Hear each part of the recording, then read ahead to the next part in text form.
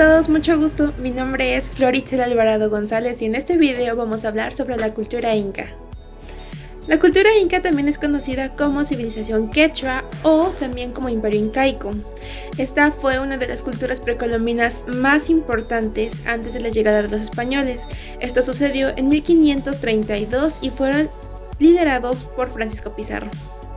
El imperio incaico fue una de las fuerzas políticas precolombinas más grandes de América. Tuvo lugar en el siglo XV y XVI y su ciudad capital era la ciudad sagrada de Cusco.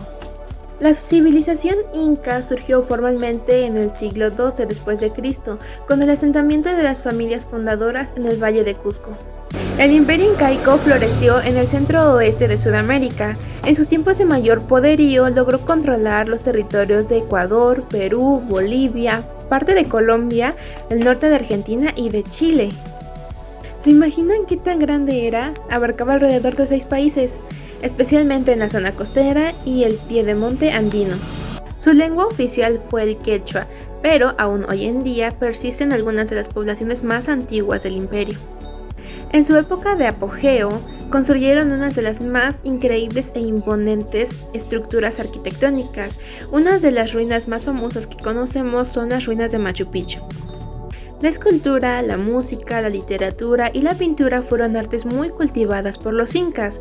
Cabe resaltar que también hacían un especial énfasis en la textilería, la orfebrería y la cerámica, actividades que ocupaban no solamente para el uso doméstico, también las ocupaban para actividades religiosas.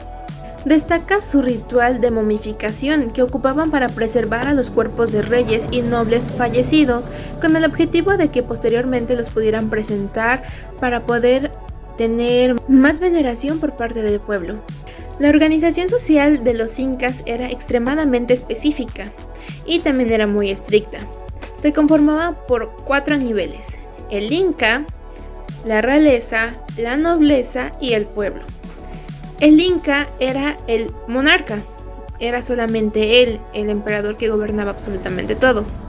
Después, en la realeza podemos encontrar unas divisiones. La primera es el auqui, que era el hijo del monarca, quien iba a heredar el trono, y las panacas reales. Las panacas reales eran los demás hijos del monarca, quienes no heredarían el trono en un futuro. Después, en la parte de la nobleza también tenemos una división importante. La primera es la nobleza de sangre, que eran el resto de las panacas reales, es decir, el resto de los descendientes o parientes del monarca. El otro nivel era la nobleza por privilegios. Aquí estaban todos aquellos que eran destacados en su campo de trabajo o que realizaron alguna aportación realmente importante. También encontramos aquí a los sacerdotes y clérigos que estaban en ese momento. Por último tenemos a los jefes de gobierno de otros de lugares un poco más alejados del centro de Cusco. Por último tenemos lo que es el pueblo, y ahí encontramos 3 subdivisiones. La primera es la Utanruna, que era el pueblo en general. Estaba formado por artesanos, obreros, alfareros, etc. Después tenemos a los mitimaes, que eran grupos que eran desplazados a otros lugares para poder conquistar. Ellos eran prácticamente los conquistadores que llegaban a impartir la cultura a lugares nuevos para poder así tener más territorios. Y por último tenemos a los yanaconas, que eran prácticamente los sirvientes y los esclavos. Los incas tenían una organización política extremadamente avanzada en la América precolombina. Tenían una monarquía que se comprometía realmente con el bienestar de su pueblo. Se encargaban de que de alguna forma u otra los súbditos siempre tuvieran sus necesidades básicas totalmente satisfechas, que eran vestido, comida, bebida y techo. Lejos de ser una monarquía absoluta, los incas tenían una diarquía. Esto quiere decir que tenían 2 regentes. Uno estaba en Cusco Alto, que era el Zapa Inca, y se encargaba de los aspectos y ámbitos cívicos, políticos, económicos y militares de todo el imperio. Y en Cusco Bajo encontrábamos a Huila Cumún, que era el poder sacerdotal Este tenía también mucha influencia en la toma de decisiones para el imperio. La base de la economía era la agricultura.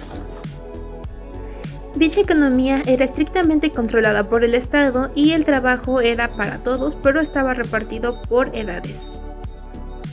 Se estima que cultivaron más de 80 especies vegetales como la papa, el tomate, el maíz, la ruba, etc. También cultivaron plantas textiles como el algodón y el maguey, y también plantas de recreación como el tabaco y la coca. La labor ganadera consistía en la crianza de camélidos andinos como la llama, la alpaca y la vicuña, de las cuales obtenían carne, lana y leche. La pesca se realizaba en lagos y sobre todo en las costas del Pacífico. Por otro lado, el trueque era una actividad fundamental en el comercio. Los incas tenían una religión politeísta y panteísta. Politeísta quiere decir que veneraban a más de un dios, por ejemplo, el dios Sol, que era conocido como Inti, la diosa de la luna, que era conocida como Mamacuila, y el dios del relámpago, que era conocido como Chuquihila. Panteísta quiere decir que ellos tenían un dios y creían que ese dios había hecho todo, había creado todo, absolutamente todo, y era quien les daba la esencia de la vida. Para ellos este dios fue Huiracocha. A quien atribuían el camaquén.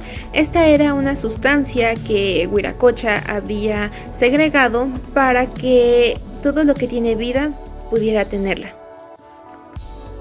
Además de todo esto, los incas tenían lugares específicos para sus cultos religiosos llamados huacas, y estos eran cuidados y organizados por sacerdotes que cumplían con funciones oraculares, además de que organizaban celebraciones y ritos. También organizaban sacrificios. Estos últimos eran generalmente vinculados con animales, hojas de coca y rara vez con humanos. Es muy importante mencionar que la cultura inca desarrolló un sistema de numeración basado en cuerdas de colores que eran atadas para poder representar algún número o alguna cantidad. Incluso las utilizaban para representar algún acontecimiento que había sucedido.